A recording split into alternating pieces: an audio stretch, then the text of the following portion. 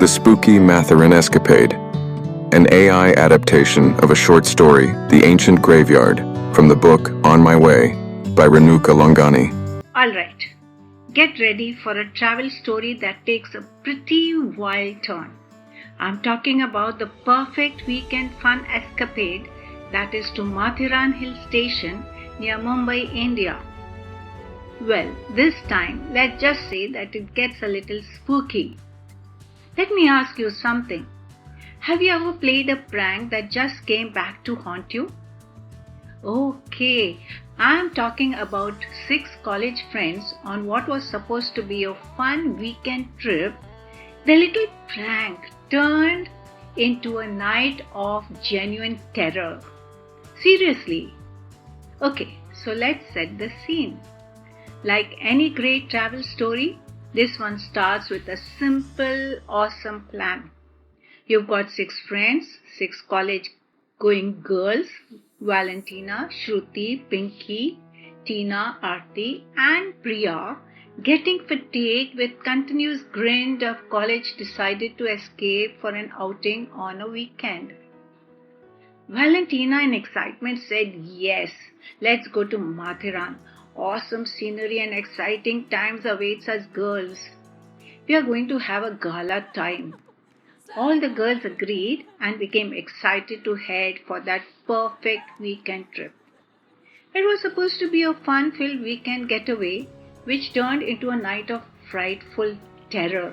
Matheran is a gorgeous, super unique, beautiful hill station near Mumbai, India. It has majestic landscapes, hills, hotels, horse riding, and the enchanting journey by the historic UNESCO recognized toy train. You maybe ought to know that it's the only tourist place in India and maybe one of those rare places on earth where absolutely no vehicles are allowed. Not even bicycles. It is totally pollution-free zone and a boon to the fresh air-starved lungs of the Mumbai megacity people. The girls board the toy train from Nerul to reach Matheran. They enjoy singing together while watching the scenes from the train. The girls are very happy, relaxed, and play games, soaking in all the fun. After getting down from the train, the girls enjoy walking with their bags through the red, dusty roads with oriental item shops on both sides to their hotel they had booked online. But you know how it is. No trip is perfect. There's always a little hiccup. The girls had booked 2 rooms online side by side, which also had an inner door connecting the 2 rooms. But it was a total disaster. Unhygienic and not cozy at all. But they didn't let the excitement down. They go for sightseeing, at the same time exploring another good staying facility for the next day. They had a good time riding on horses to many scenic points and also enjoyed the sunset point. Later, they found one hotel with much improved rooms and better facilities. Surprisingly, the price was far more reasonable than the earlier one which they had booked online. The next morning, they go to the new hotel where they had booked 2 rooms, which also had an inner door connecting their 2 rooms from inside. After entering the rooms and settling down, they were feeling very happy. The vibes were cheerful. All the girls were excited and happy. So, things were definitely looking up. After unpacking their luggage, they start exploring the new hotel from outside. On sighting the swings in a huge park with lush green grass laced with colorful flowers and trees, they liked the place and felt relaxed. They again go on horsebacks to various places, visit the jungles, valleys, and Sunset Point again. They had a wonderful time together. In the evening, after dinner, when all are strolling around the hotel, they are now about to stumble on a little hidden secret of this hotel. And let's just say, it's gonna change the whole mood of the trip. One of them, Shruti, inadvertently wanders off behind the hotel to see what lies behind. And then she suddenly comes running back, absolutely screaming her head off. Graveyard, graveyard behind our rooms. Graveyard just behind our rooms. Seeing Shruti so frightened, the other girls run to their rooms, and through the back window they see the eerie graveyard just behind their hotel. They are all dumbstruck and very scared. And now they realize why this hotel room rates were less. They go to the manager to complain of why they were not told that there was a graveyard at back attached to the hotel compound wall. The manager says that it is an unused graveyard from 1930 belonging to the British era. He adds that for the past several decades, no incidents have ever happened nor any ghost sightings are heard of or occurred. The manager promises that the place is very safe and he takes complete responsibility of their safety if an incident occurs. But the damage was done. The fear is now very real. The girls had paid the non-refundable room charges and there was no way out. Also, as it was already night. The girls go back to the room slowly, all huddling together with fear clearly visible on their faces. The whole idea of sleeping just a feet away from a graveyard has totally flipped the switch from excitement to sheer horror. They start chatting to get over their fears. Nearing midnight, they are still scared. Shruti is terribly worried, saying, "What if Uncle John or Aunt Kelly's ghost appears? What shall we do?" Valentina, the bravest among them, says, "Don't worry, I will say the prayers." She makes the sign of the cross and begins praying. Pinky says, "How can we sleep with the graveyard just behind us?" Valentina says, "Now girls, be quiet. Nothing will happen as I have said the prayers. We will lie down and listen. If anything happens, we will open the door and scream to call the manager." Pinky shrieks, "No door should be opened. Who knows who may enter in?" The girls divide themselves into their two rooms and try to settle down for the night. For some time there's silence in the rooms.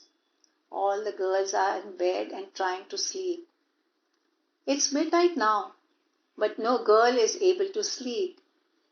Valentina, the brave one from room number 1, comes up with this mischievous idea to try and lighten the mood. And the plan is classic sleepover shenanigans, right?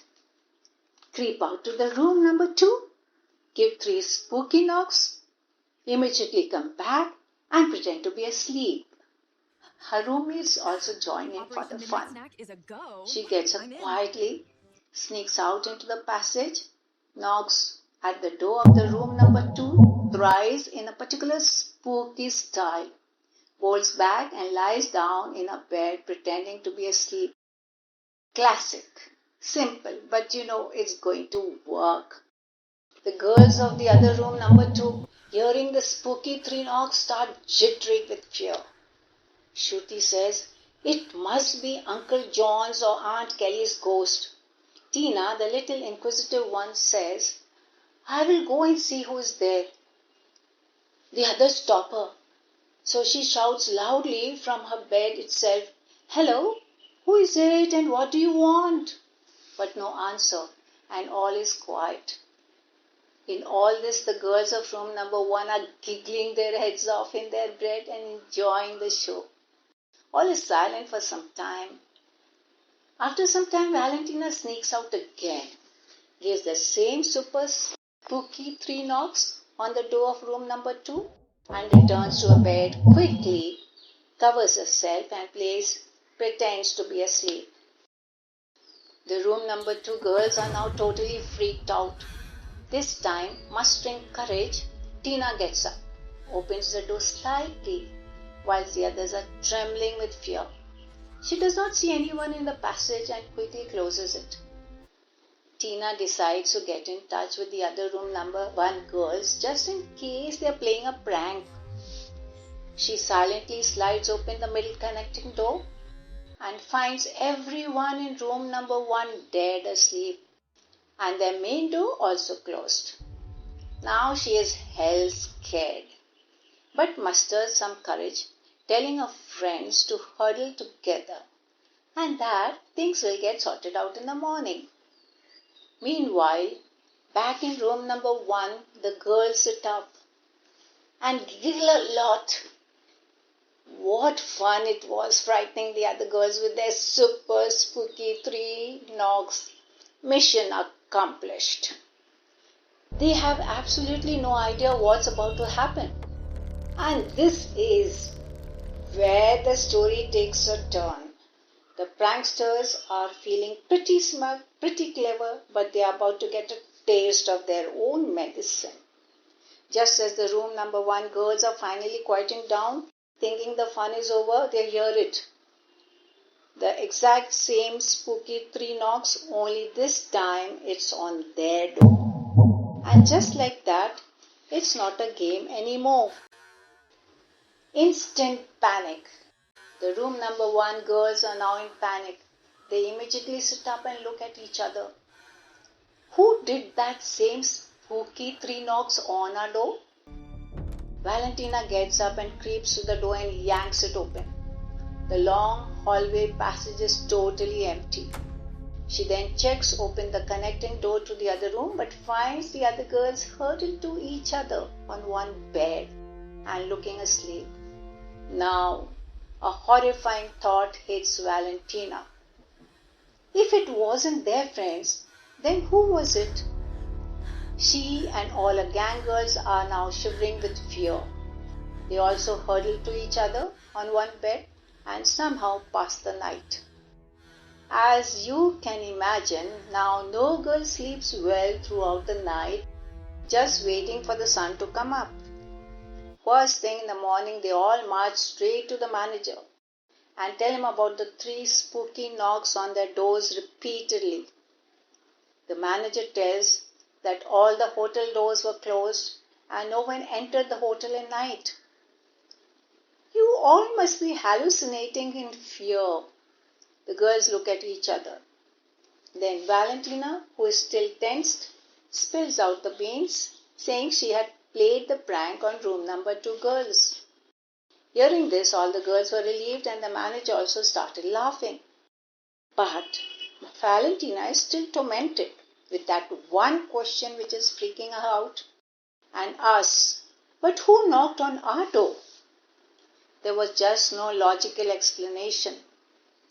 Spooky silence spreads once again all across. All the girls stare at each other speechlessly. It was not the girls from room number 2, which left only one really terrifying possibility in their minds. That graveyard. Could it have actually been the ghost playing the prank? The fear returns back and all the girls bolt back to their rooms, pack their items and return to the reception to sign out. At the reception, while checking out, the manager, seeing that the girls are totally shaken up, enters the story with his final twist. With a witty smile, he admits that he and the receptionist were watching the whole thing whole night. He smiles and drops the punchline, and this one sentence changes everything. Why should some girls have all the fun? What? The manager was the other mystery knocker, joined in to play the prank, and all burst into a heartful laughter. The girls' night of pure horror suddenly became the best, most unforgettable story of their entire trip. While walking back to the toy train station, they kept chatting. What a spooky and adventurous night. They thanked the manager for spilling all the beans. Else, the trauma of 3 super spooky knocks would have tormented their whole life. And back at the hotel gate, the manager and the receptionist, smiling and looking towards each other, slowly transform into 1930s Uncle Tom and Aunt Kelly looking at each other wittingly. It really just goes to show you, doesn't it? Sometimes the absolute scariest things have the simplest and honestly the funniest explanations. So it seems. Still, you see how a prank came back to haunt the prankster himself. Those harmless little jokes that suddenly do not feel harmless anymore. This is how the fun-filled little prank on a relaxing weekend getaway turned out into a night of real, genuine terror. Which all leaves us now to one last question for you to comment and talk about. What's the best prank you've ever been a part of? What's your most spooky experience?